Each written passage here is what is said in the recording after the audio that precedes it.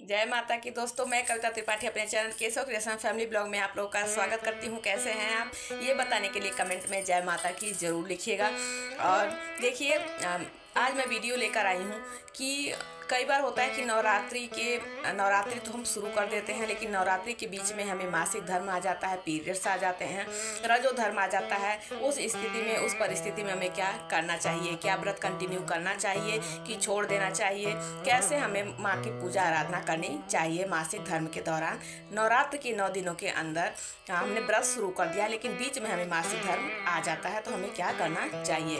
दूसरी चीज़, नवरात्र हमने शुरू कर दिया, हमारे घर में, हमारे रिश्तेदारी में, चाहे गांव में सूतक पातक लग गया है, तो उस स्थिति में हमें क्या करना चाहिए? क्या हमें वहीं पे सब कुछ छोड़ देना चाहिए? क्या करना चाहिए? क्या है उसका उपाय? किस प्रकार हमें करना चाहिए सूतक पातक में माता की पूजा आराधना? तीसरी चीज़ है कि हमने माता के आगमन पे, माता की प्रसन्नता के लिए हमने अखंड ज्योति का हमने निर्माण किया है। हमने अखंड ज्योति माता के निमित्त रखी है, तो हमारी अखंड ज्योत बुझ जाती है। तो हमें क्या करना चाहिए?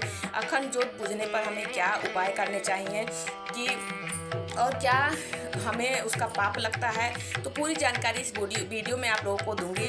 और एक रिक्वेस्ट है, वीडियो पसंद आती है तो प्लीज़ मेरे चैनल को लाइक शेयर और सब्सक्राइब कीजिएगा और कमेंट में जय माता की जरूर लिखिएगा। तो चलिए वीडियो शुरू करती हूँ। तो देखिए, सबसे पहले मैं आप लोगों को बताती हूँ कि महिलाएं जो होती हैं, रजो धर्म कोई पाप नहीं है, ये एक प्राकृतिक नियम होता है जो कि हर महिला को होता है। तो अगर आप नवरात्रि शुरू कर दिया है आपने और आपके दूसरे दिन, तीसरे दिन, चौथे दिन मासिक धर्म आ जाता है, रजो धर्म दर्शन हो जाते हैं आपको, तो आपको क्या करना है कि आपको पूजा पाठ नहीं करना है। जो आप दुर्गा सप्तशती का पाठ कर रही हैं, जो भी आप पाठ कर रही हैं, मंत्र जाप कर रही हैं, आपको नहीं करना है।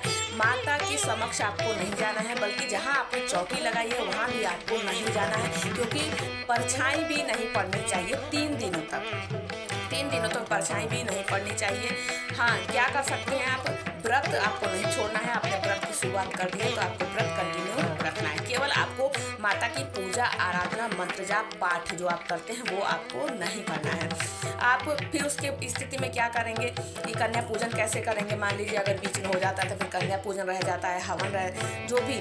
देखिए, अगर आप ज्वाइंट फैमिली में रहते हैं तो आपके बड़ा परिवार में रहते हैं, तो आपके सास ससुर जो भी हों, आप उनके द्वारा करा सकते हैं। लेकिन अधिकतर ऐसा हो गया है कि नगरों में, महानगरों में हम केवल हस्बैंड वाइफ, छोटा परिवार, सीमित परिवार हो गया है, छोटा परिवार हो गया, उसमें हम रहते हैं। आपके हस्बैंड वाइफ, बच्चे छोटे हैं, तो ऐसे में हमें क्या करना चाहिए अगर आप मासिक धर्म आ जाता है बीच में नवरात्रि के?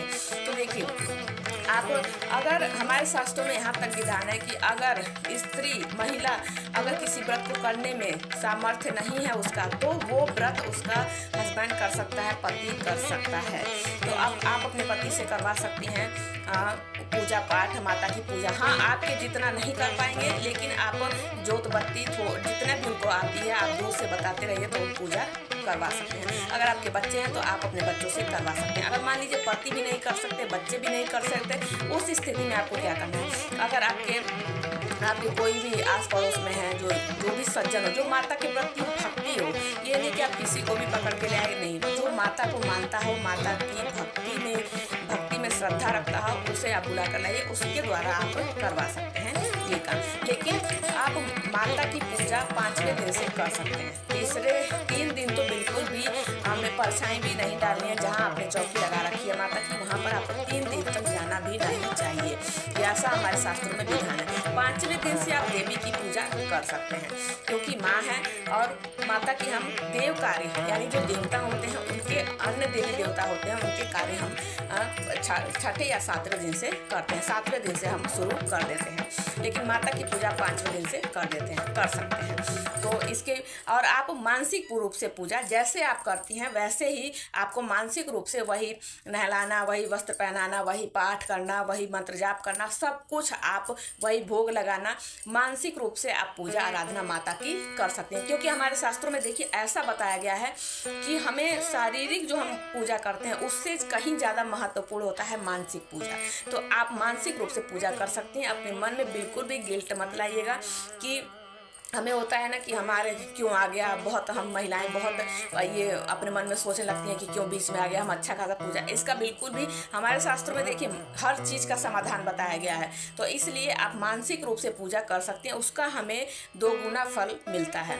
दूसरी चीज़ है कि अगर नवरात्रि के दिनों में हमने नवरात्रि 9 दिनों की शुरू कर दी, कलश स्थापना कर दिया, अखंड ज्योति की व्यवस्था भी कर दी है, और हमारे कहीं सुनाई देता है कि हमारे घर में कोई गाँव में चाहे रिश्तेदारी में चाहे घर में ख़त्म हो गया है और किसी के बच्चा हो गया है, तो हमें सूतक पातक की स्थिति में हमें क्या करना चाहिए, क्या व्रत छोड़ देना चाहिए। तो देखिए ऐसा बताया गया है कि आप वैसे सूतक पातक में नहीं करना चाहिए। आप किसी ब्राह्मण के द्वारा बुलाकर वो जो भी आपके नवरात्रे हैं, नवरात्र चल रहे हैं, सबकी पूजा पाठ आप अपने किसी ब्राह्मण को बुलाकर लाइए। लेकिन आपको अपने घर का अनाज की कोई भी न रुपया पैसा अनाज तक भी नहीं देना है, आपको कुछ नहीं करना है। आप केवल पंडित जी से बात कर लीजिए, जो भी आपके घर में आते हो हमेशा एक ब्राह्मण ऐसा बना के रखिए जो आपके दुख में सुख में हमेशा आपके घर आता रहे। ये नहीं कि आपने सुख में किसी और को बुला लिया, दुख में किसी और को बुला लिया, ऐसा नहीं करना चाहिए। तो आप ब्राह्मण से काम करवा सकते हैं। और उसके बाद जब आपका सूतक पातक खत्म हो जाए, उसके बाद जो भी वो पैसा लगाए हों उस पैसे को आप उनको दे सकते हैं। तो आप सूतक पातक में ब्राह्मण के द्वारा काम करा सकते हैं। अगर मान लीजिए कहीं दूर आपको सुनाई दिया है या तो आपको पता ही न लगे तो आप 9 दिन पूरे कर सकते हैं। लेकिन आपको अगर पता लग गया है तो आपको सूतक पातक का 13 दिन का, वह 10 दिन का परहेज होता है लेकिन शुद्धि होती है 13 दिन पर, तो आपको 13 दिन का परहेज करना चाहिए। और देखिए सभी ये नियम माता के ही बनाए गए हैं, माता सब जानती हैं। तो आप लेकिन हमें अगर आप करते हैं सूतक पातक के दौरान पूजा पाठ करते हैं तो आपको लगता नहीं है। तो इसलिए जच्चा बच्चा का जो शुद्धि होती है वो 10 दिन के बाद यानी 11वें दिन पर हो जाती है, और जो मरना सूचक होता है वो उसकी शुद्धि होती है 13 दिन पर। तो अब तीसरी चीज़ है कि हम अखंड ज्योत की हमें व्यवस्था करी है माता के निमित्त, और हमारी अखंड ज्योत बुझ जाती है। देखिए अखंड ज्योत होती है, उसको बहुत नियम होता है, बहुत आपको सावधानी पूर्वक प्रज्वलित करना चाहिए, उसकी व्यवस्था करनी चाहिए। पहली चीज़, अगर आप अखंड ज्योत जलाते हैं, उसको जाते हैं, कभी कभी बत्ती छोटी हो जाती है, बड़ा करने जाते हैं, तो सबसे पहला काम जो आपको करना है, एक आपको छोटा दीपक लेना है। अगर आपने घी का दिया जलाया अखंड ज्योति, तो आपको घी की बाती में डुबोकर एक छोटा दीपक ले लेना है, उसमें उसी दीपक से आपको बत्ती जलाकर रख लेनी है। इससे क्या होगा, अगर आपका अखंड दीपक बुझ जाता है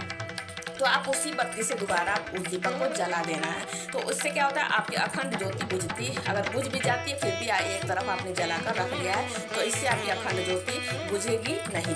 तो दूसरी चीज़, अगर आपने लेकिन अलग अलग रखना है। अगर आप तेल का दीपक जलाएं तो तेल की बाती अलग से जलाकर रखनी है, अगर घी का रखें तो अलग से घी का जलाकर आपको रखना है।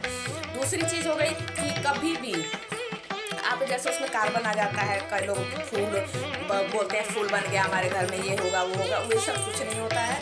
आप ये कार्बन इकट्ठा हो जाता है जब जो जलती है, तो उसको जब आप हटाते हैं तो आप बत्ती जलाकर रख दीजिए, और अच्छी कपास की बाती का ही प्रयोग करें तो ज़्यादा अच्छा रहता है, उसमें कार्बन नहीं इकट्ठा होता है। लेकिन हमारे शास्त्रों में 2 तरह की बाती बताई गई, एक श्वेत बाती एक रक्त। तो दो तरह की हमें बाती का प्रयोग करना चाहिए, एक सफ़ेद और एक लाल। और अगर अखंड ज्योत आपकी बुझ भी जाती है तो आपको घबराना नहीं है, क्योंकि जैसे हमारे घर में कोई कुछ होता है कि हमारे अखंड ज्योत बुझ गई, हमारे घर में आग लग गई, तो हम तुरंत यूट्यूब पे डालने लगते हैं कि हमारे घर में ये हो गया, हम अब क्या होगा। तो उसमें क्या हो कि बहुत वीडियो आपको डराने वाली मिल जाएंगी कि अब तो आपके घर में अनहोनी होने वाली है, अब आपके साथ ऐसा होने वाला है, वैसा होने वाला है। तो हम महिलाएं क्या होती हैं, इन सब देख के ऐसी वीडियो देखकर हम घबरा जाती हैं। लेकिन आप महिलाएं ऐसी वीडियो पे मत जाया करिए, और आपको घबराना नहीं है। हाँ हो गई, नहीं होना चाहिए था, सावधानी बरतनी चाहिए थी, लेकिन अगर हो गया तो आपको घबराना नहीं चाहिए। माता ज्योति दोबारा से प्रज्वलित कीजिए और माता से क्षमा याचना कीजिए, और घबराना नहीं है आपको। तो आई होप आप लोगों के सारे सवालों के जवाब इस वीडियो में मिल गए होंगे। तो चलिए एक रिक्वेस्ट है, अगर जानकारी हेल्पफुल रही होगी, वीडियो पसंद आई होगी, तो प्लीज़ मेरे चैनल को लाइक शेयर और सब्सक्राइब कीजिएगा, और कमेंट में जय माता की जरूर लिखिएगा। चलिए मिलती हूँ अगली जानकारी अगली वीडियो के साथ। जय माता की।